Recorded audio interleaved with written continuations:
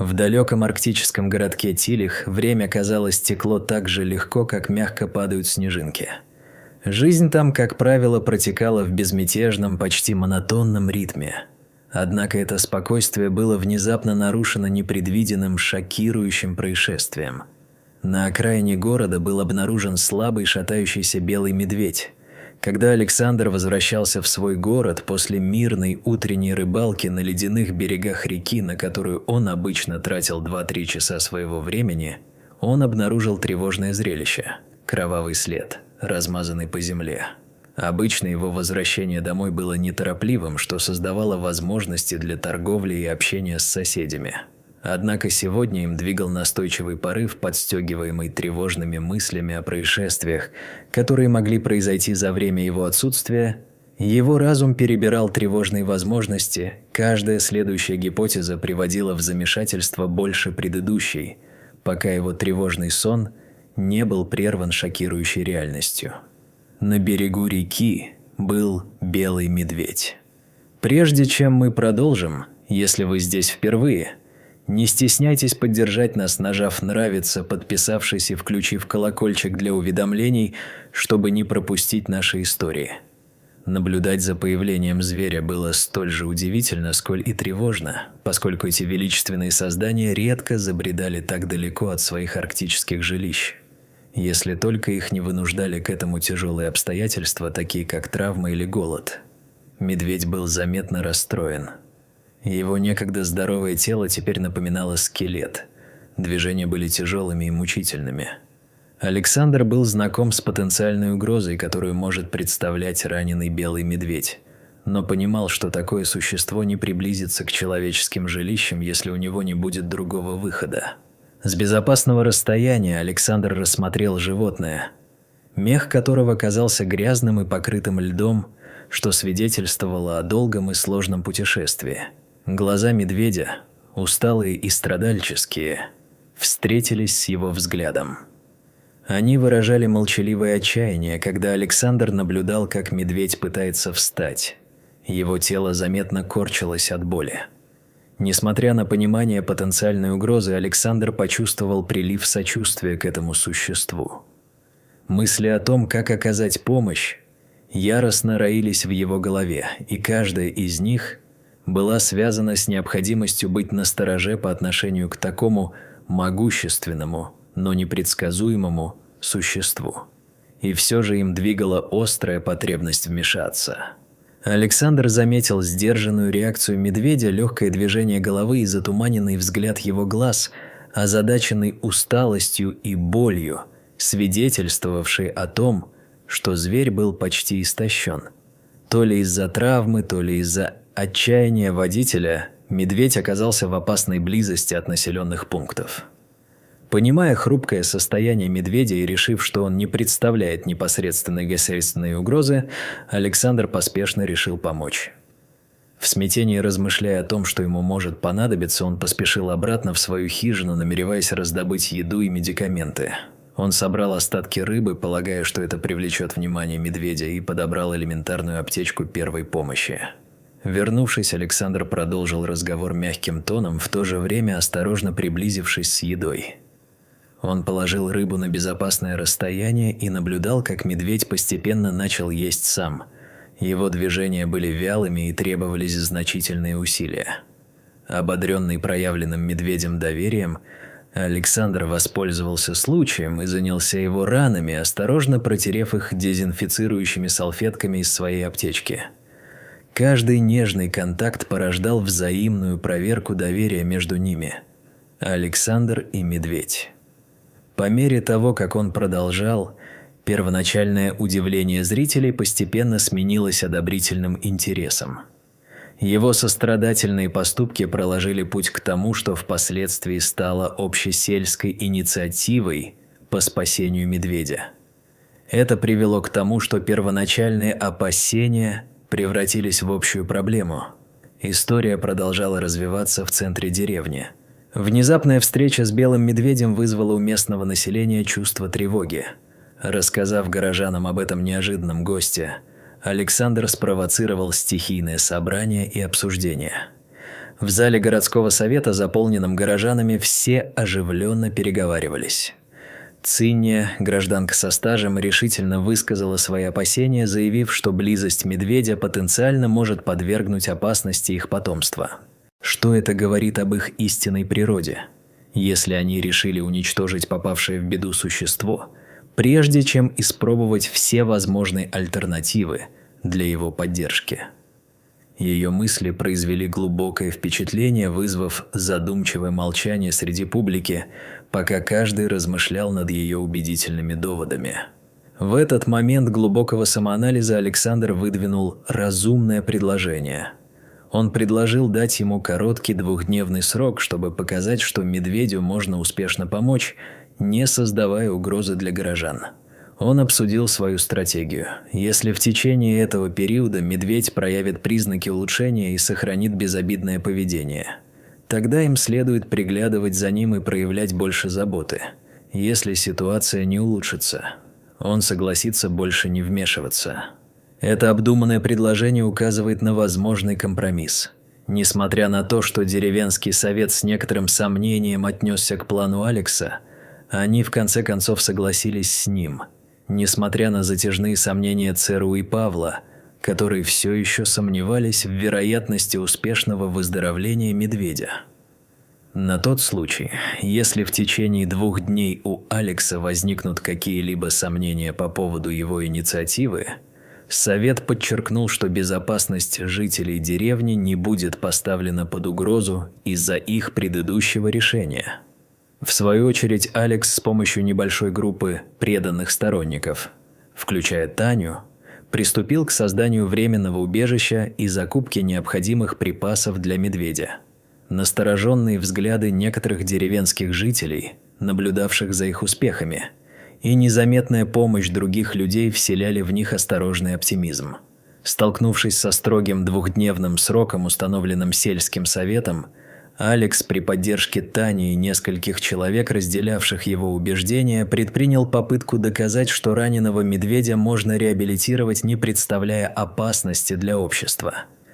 Их первоначальной целью было построить простое укрытие недалеко от пляжа, где был найден медведь.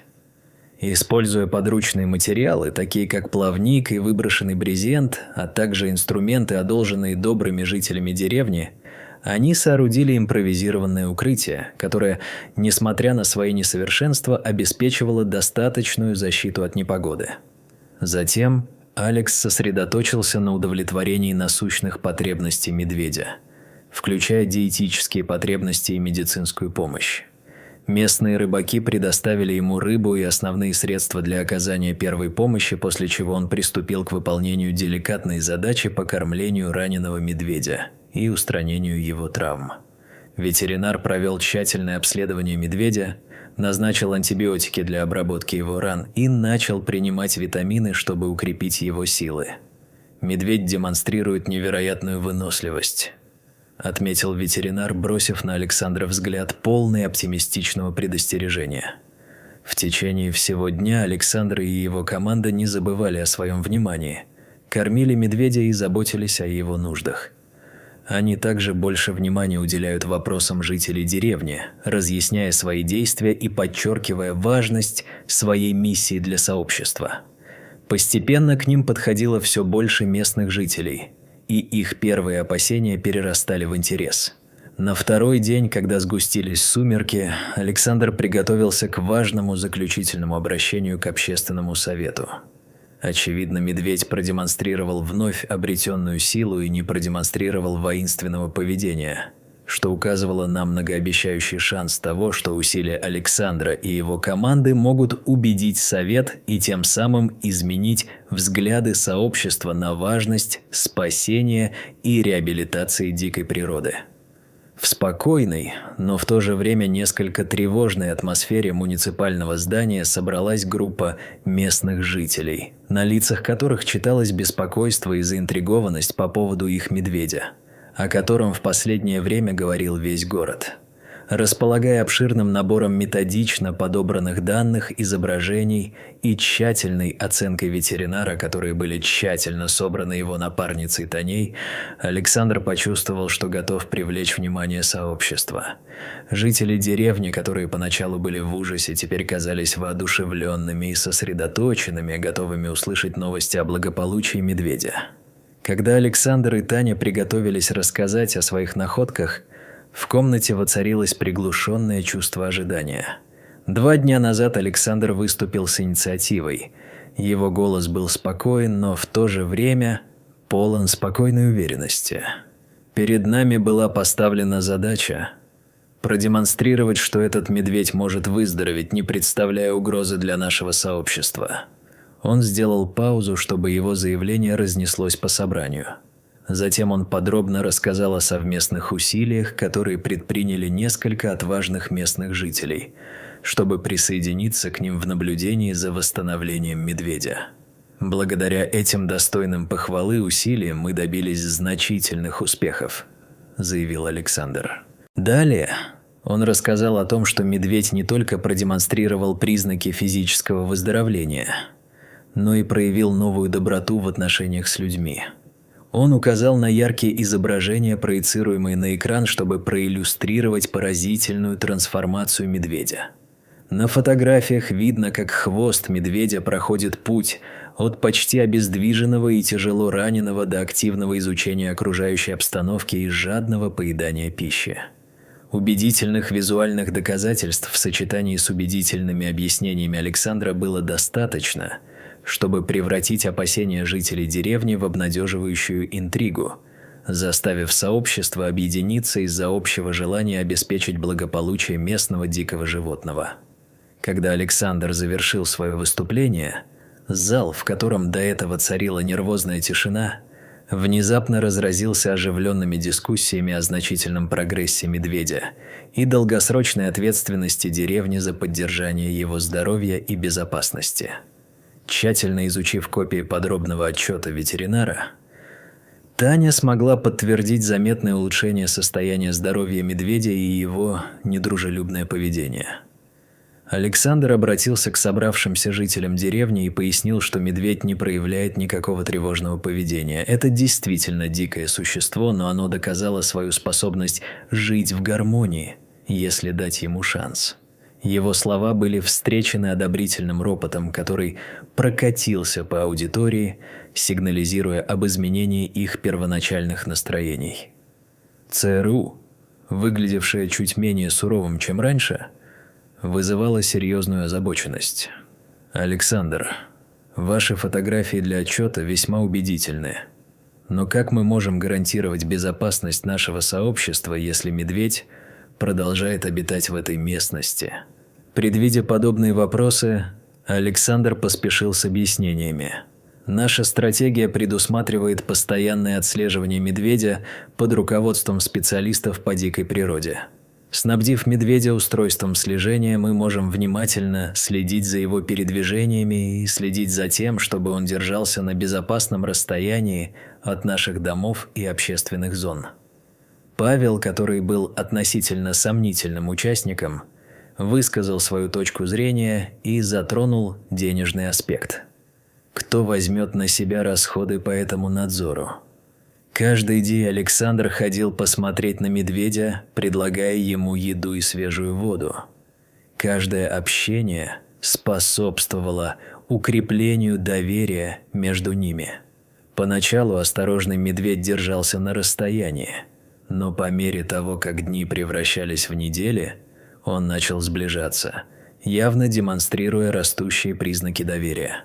Особенно душераздирающим моментом было то, что Александр был замечен кормящим медведя с руки, который с нежностью принимал пищу.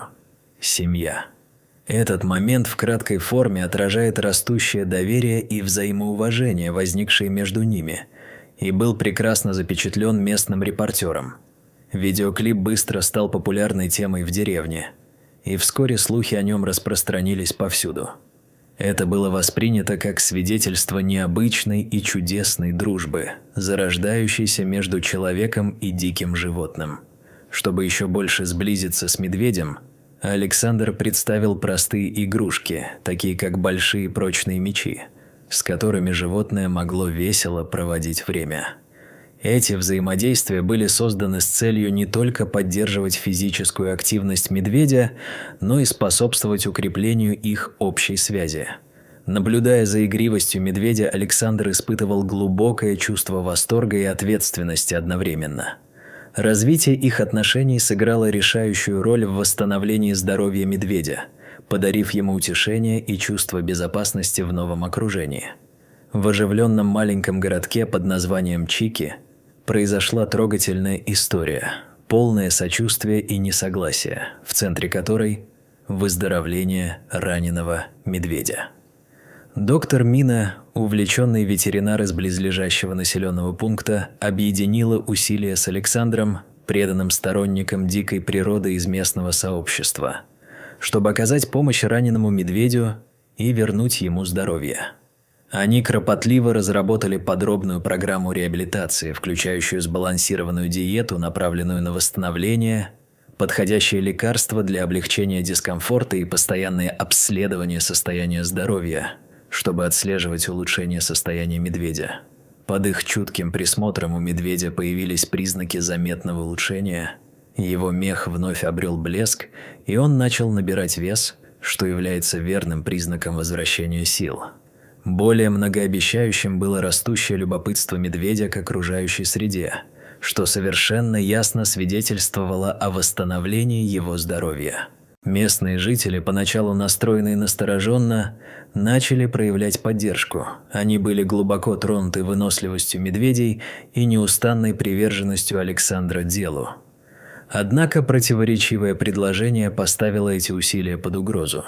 Группа местных жителей, возглавляемая Гарольдом, убедительным местным бизнесменом, предложила использовать медведя в качестве достопримечательности, чтобы поднять экономику города.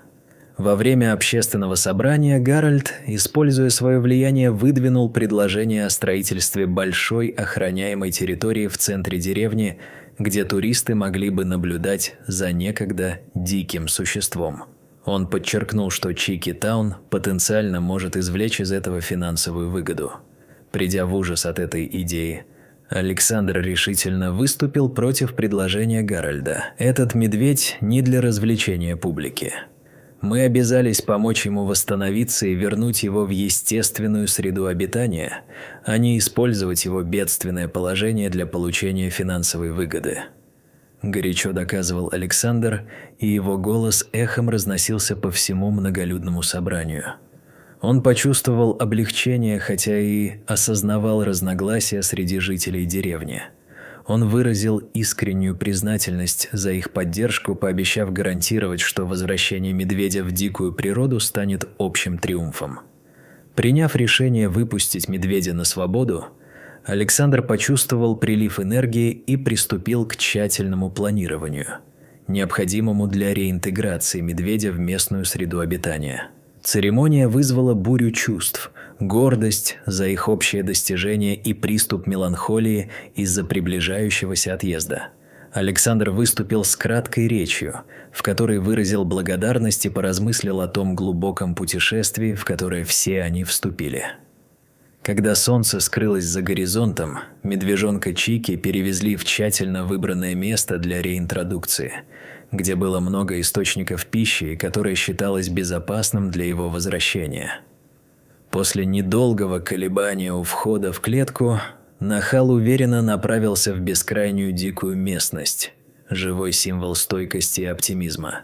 Пока он сливался с окружающей природой, жители Тильчики стояли в задумчивом молчании, размышляя о значимости момента. Александр внимательно наблюдал за происходящим, осознавая результаты нескольких месяцев совместной работы и эмоциональной отдачи. Калейдоскоп счастья и печали захлестнул его, когда он увидел, как Чики исчезает. Это было знаменательное прощание, знаменовавшее как окончание, так и новый рассвет, заставившее Александра задуматься, не пересекутся ли их траектории снова. Перенесемся на несколько лет вперед, когда холодным зимним днем Александр отправился на обычную рыбалку, движимый желанием исследовать неизведанные места, и зашел дальше, чем обычно. Внезапно мягкие погодные условия резко изменились, когда над окрестностями пронеслась сильная снежная буря. Из-за того, что температура быстро опускалась ниже 0 градусов, существование Александра в условиях сильного мороза стало критическим. Суровые условия и невероятно густой снегопад сбили его с толку, и он не смог противостоять надвигающейся опасности. Он был изолирован и уязвим в бескрайней холодной пустыне. Абсолютно измученный был на грани того, чтобы сдаться. Александр споткнулся и упал плашмя на замерзшую землю. Агрессивный и неумолимый холод угрожал лишить его жизни в ту единственную безнадежную минуту. Внезапно, словно материализовавшись из кружащейся снежной бури, появился большой силуэт. Это был белый медведь, бледный и выносливый, с характерным блеском в глазах. К его удивлению, это был тот самый белый медведь, которого он спас несколько лет назад. Медведь осторожно приблизился к Александру и слегка коснулся его своей мордой. Это прикосновение показалось Александру знакомым и вселило в него надежду, как никогда раньше. Появление медведя, особенно в таких критических условиях, было слишком приятным, чтобы быть правдой. Под руководством медведя Александру удалось преодолеть ослепительный снегопад. Медведь, руководствуясь своими первобытными инстинктами, привел их в безопасную пещеру, которая служила теплым убежищем от непреклонного ледяного натиска снаружи. Ночью медведь оставался рядом, обеспечивая тепло и защиту. Когда наступил новый день и буря утихла, Александр проснулся и обнаружил, что медведь все еще присматривает за ним, понимая, что к нему понемногу возвращаются силы. Ведомый медведем, он добрался до окраины Джалики. Жители деревни, которые провели последние дни в тревоге из-за исчезновения Александра, были взволнованы и застигнуты врасплох, когда увидели, что он вернулся с медведем. Этот похвальный поступок медведя, спасшего Александру жизнь, значительно укрепил отношения между человеком и зверем и был сохранен в фольклоре, чтобы его любили и передавали потомкам. Поначалу скептически настроенные жители деревни теперь полностью приняли и усвоили глубокое учение о сопереживании и мирном сосуществовании, продемонстрированное необычным опытом. Но каковы ваши чувства после того, как вы услышали эту историю? Мы были бы очень признательны за ваши отзывы. Пожалуйста, поделитесь своим мнением в комментариях. На этом сегодняшняя история заканчивается. Если вам понравился наш контент, нажмите кнопку «Подписаться» и поднимите большой палец вверх. Увидимся в следующий раз.